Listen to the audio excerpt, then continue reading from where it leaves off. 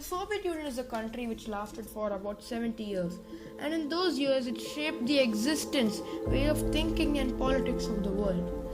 But the collapse of the Soviet Union is known as the greatest political catastrophe of the century. Even after the split of the USSR, Russia still remains to be the largest country in the world by land area. The Soviet Union is a union of 15 different republics which were united under a single government. But according to law, these republics were free to leave the union whenever they wanted. This law only existed on paper. Any attempt of a revolution or to leave the Soviet Union was completely oppressed by the Red Army. And in addition to this, there was the Warsaw Pact, which purpose was to increase Soviet influence in Eastern Europe. The Warsaw Pact included 6 countries.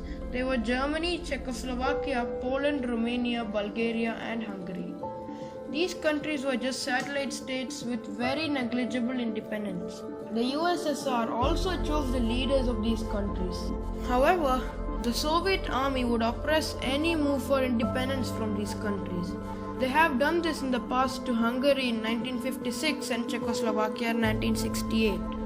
However, all of this changed in the 90s. See, the 90s wasn't a great time for the Soviet Union. The Soviet economy was lagging a lot behind the West in the 80s and the 90s. So in 1985, Mikhail Gorbachev became a general secretary of the Communist Party of the USSR. He brought some major reforms which he thought would change the economic state of the USSR. The Soviet Union was a closed economy, that is, it had to depend on itself for its own survival. Foreign countries weren't allowed to invest in the Soviet Union, but Gorbachev allowed this. He even allowed people to own their business for the first time. He allowed any country or republic free to leave the Soviet Union, and he refused to use the Red Army to force them to remain in the Union. In 1986, a lot of people lost trust in the Soviet Union due to the Chernobyl blast, which spilled massive amounts of radiation over Belarus and northern Ukraine. In 1988, the central government started losing even more control over the Baltic and the Caucasus region. The Armenian and Azerbaijani republics went over a violent civil war over the disputed region of Nagorno-Karabakh. It was an Armenian majority region present inside Azerbaijan. However, this crisis continues even to this day. The Baltic states, who were annexed into the Soviet Union, used their granted sovereignty by Gorbachev. They demanded their independence from the Soviet Union, and finally, on the 19th of November, Estonia declared full-scale sovereignty within the Soviet Union, which meant that they would still be a part of the Soviet Union, but their laws would take precedency over the Soviet laws, and they would quit sending taxes to Moscow. In 1989, CNN was broadcasting in the Soviet Union without any state censorship.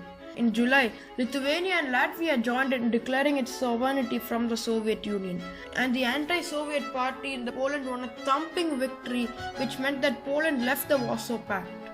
Now, Hungary started dismantling its border fences with Austria. At this time, East Germany was ruled by a hardcore communist regime. The citizens weren't allowed to travel to West Germany, but they were free to travel to any Warsaw Pact state. Many East Germans traveled to Hungary, and from there they flocked into Austria, as Hungary just dismantled their border fences with Austria. From Austria, the East Germans traveled into West Germany. In August, 2 million Baltic people joined hands to protest against the Soviet Union, fighting for full independence. In September, Armenia declared sovereignty. In East Germany, there was a great civil uprising demanding the government to add reforms, but the leader Erich Honecker refused to do so. He begged Gorbachev to use the Red Army to crush the protest, as they have done previously in Hungary and Czechoslovakia. But Gorbachev, however, refused to do so. In October, Honecker was forced to resign, and in November, thousands of citizens gathered to break the Berlin Wall. The East German communist regime had collapsed within a year, and Germany reunited again. This was the last year in which Germany and the Soviet Union existed together in the world map for the first time after World War II. In December 1989, Romania witnessed a violent revolution which led to the communist regime collapsing and withdrawing from the Warsaw Pact.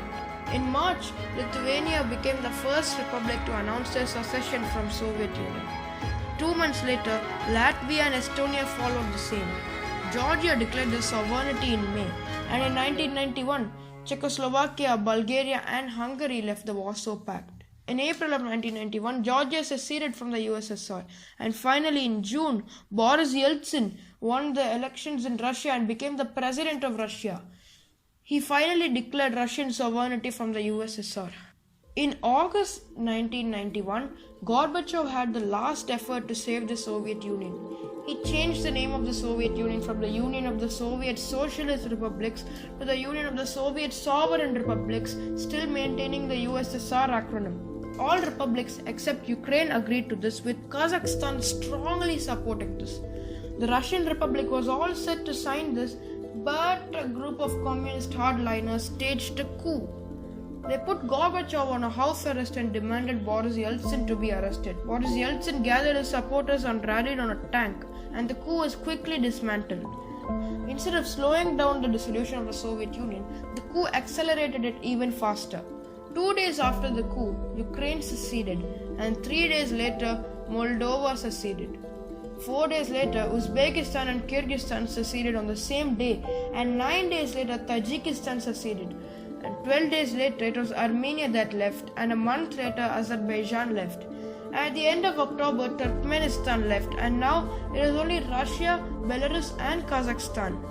The next to leave was Belarus, and finally, Russia left the Soviet Union.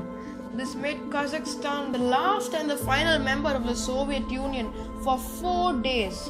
And finally, after 4 days, Kazakhstan announced their secession from the USSR.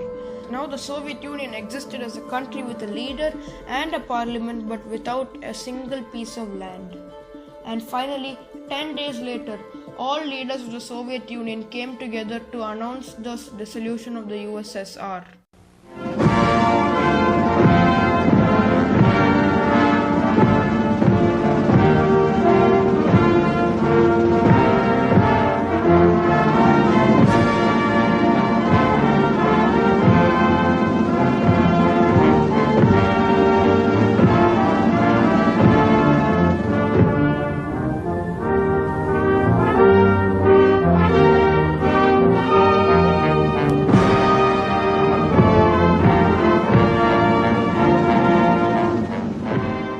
But this raises a question. Did Kazakhstan get the seat of the Soviet Union in the UN? Well, the simple answer is no. Kazakhstan did not get the veto power in the United Nations Security Council or the USSR 6,000 nukes. Well, it was Russia who was recognized as a successor of the Soviet Union.